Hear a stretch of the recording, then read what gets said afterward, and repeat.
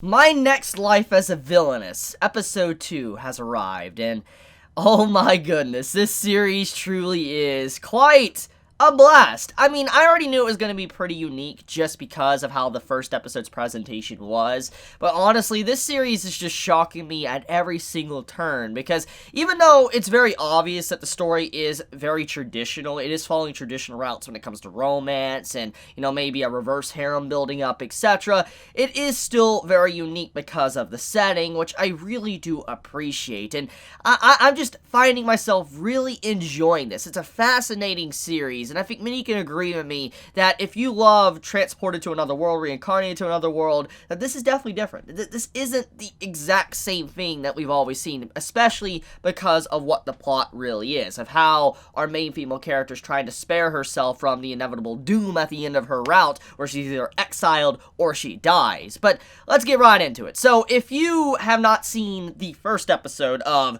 My Next Life as a Villainess, I recommend you to go watch it. It's a good series. It's a good series for this anime season, and since there's been so many cancellation stuff, there's not really a whole lot really coming out at the moment, so, I mean, what do you have to lose? I mean, give it a shot. You might like it. If you like these type of stories, you might like it. If you like romance, you might like it as well, too. But okay, so anyways, this episode tries to develop one of our other main male characters of the story, which is the main male character, the prince's brother, and how he has an inferiority complex. He feels like he's inferior to his brother. He feels like he's dragged scraps left behind after his brother took everything and all that when he was born. He feels like he will never be an equal to his brother, or even better. He will always be a lesser. Now, this type of story is very common, especially in a setting like this, with, someone as a royalty, a royal brother that is, destined to be king / a great public figure, and then you have this younger brother that's probably going to be a duke / count.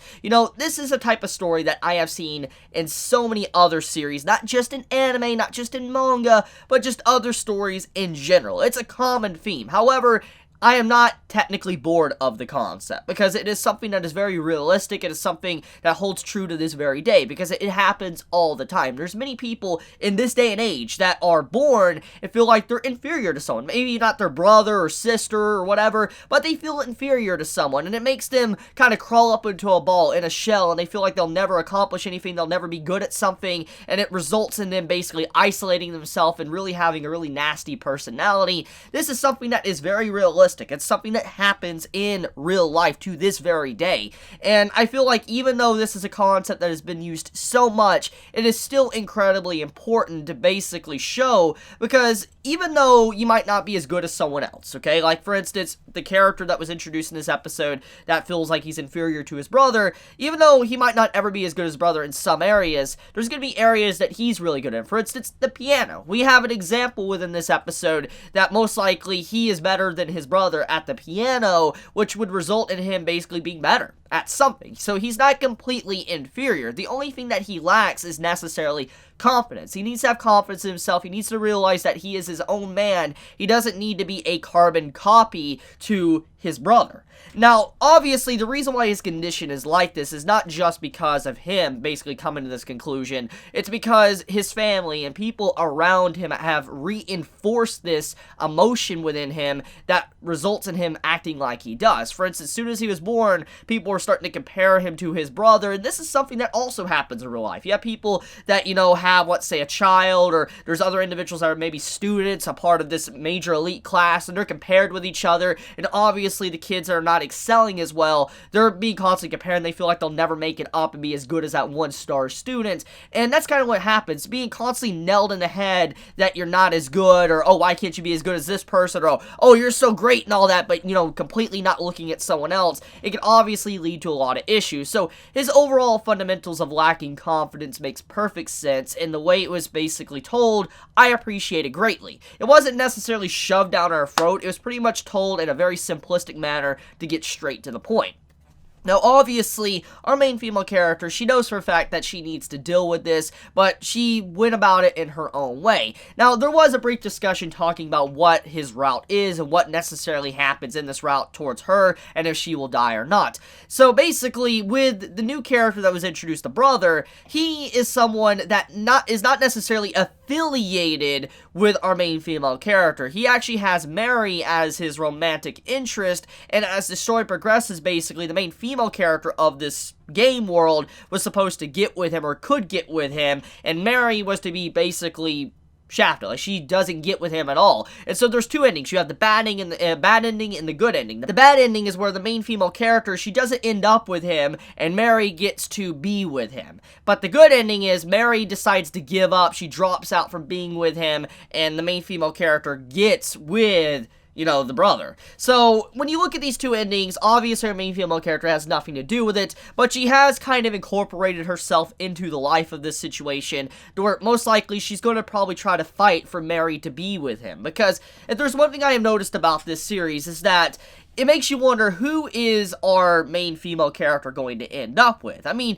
obviously, you would think that she's going to end up with the main male character, which is like the blonde-haired boy. You think that that's who she would be with. But honestly, I don't really think that's going to be the case. Because when you really take a moment to think about everything, most likely what happens with Mary is probably, like in the main game, is probably what's going to happen to our main female character, and she's probably going to back away and allow the main female character of the game to actually get with him. I could definitely see that being actually the case, and if so, it would lead to an interesting development, her being kind of safe, a-okay, and giving up and all that, but who would she necessarily end up with? Honestly, I don't really know. I mean, she could be with, like, her, I guess, foster brother that came in, but I don't know if they're willing to do that. I mean, I know people probably have a lot of issues with that, even if they're not affiliated by blood. I know people have issues with that. So the only other character that really comes to mind that she could potentially get with would be, you know, the prince, the one that she was interacting with in this episode. If that is the case, that would honestly ruin Mary, and Mary might become the main antagonist of this story. So there's so many questions I really have. But overall, though, I do think that, at this time, I don't really know how the ending of this series is going to be, and if it's going to be a happy one or not, or she's going to have anyone, etc. We'll see where that one goes. So, okay, anyways, let's get right into it. So, we have a new female character introduced, Mary, and she is a fantastic character. She's a little bundle of sunshine, and she has a very similar situation to basically the brother, and how she is in a very dark spot. She has it rough at home. She's surrounded by individuals that constantly making fun of her, making her life a living hell, and she doesn't really have a good time at home. And so she resorts to staying in the garden, planting flowers, taking care of them, because it's the only thing that she really can do to get her mind off of things. It's very clear what the story's trying to tell us. So it's a very sad story. She's basically isolated herself, and she really doesn't have anything going for her. But her luck kind of takes a turn and twists a little bit when she meets our main female character, and she basically, you know, praises her like, oh, you got a green thumb. You're someone that is able to plant these flowers, take care of them, etc. And, you know, she got a friend finally. She didn't feel as isolated. She didn't feel like she was alone in this world. And it was a great moment. Honestly, we had two major moments that two characters opened up and they managed to find friends and not feel like they're completely isolated. And when you really think about the situation within the story of what's going on, it's clear that our main female character of this story right now, she is doing the exact same thing as the MC of the game would, except she is the villainess of this story, which is interesting, and it makes me wonder, how is the main female character going to be painted? Because when you really think about it, when it comes to characters within, like, these type of games, like a visual novel game, an otome game, etc., usually those female characters don't really have too much of a personality, because technically you are self-inserting yourself inside of that character. So pretty much your actions determines the personality of said character. So it does make me wonder, what is the personality going to be of the main protagonist of the story? And is she going to be actually a villainess, or is she actually going to be a good person, or is she going to lack personality? And how is she going to interact with all these characters that were potentially her love routes, when already our MC has kind of done the very thing she was supposed to do? There's a lot of questions I have about that, but overall, I do think that My Next Life as a Villainess is shaping up to be a fantastic series, and I can't get enough of it. I really love this show. It's awesome. It's awesome to watch, and I really am glad that we're getting some good romance this anime season. I mean, I wish I would have had a little bit more of a action or psychological, like, let's say, ReZero, but obviously you can't get everything because of the times and all that. But, yeah, I do think, though, this series is great, and I can't wait to watch more when the next episode comes out, but I'm going to leave it at that. So let me know your thoughts. If you enjoy my content, please subscribe. If you like this video, please leave a like, and if you want to get notified for whenever I upload a video, please click the bell icon down below. And before I end watching this video, though, I just want to say I'm sorry for the delays and all that. The power was out yesterday. You probably saw the video uploaded. I apologize greatly, but I will be catching up tomorrow. I'll be doing, Gleipnir and also the My Hero Academia review, so do not worry. But with that, I love you guys. Be safe. Chibi out.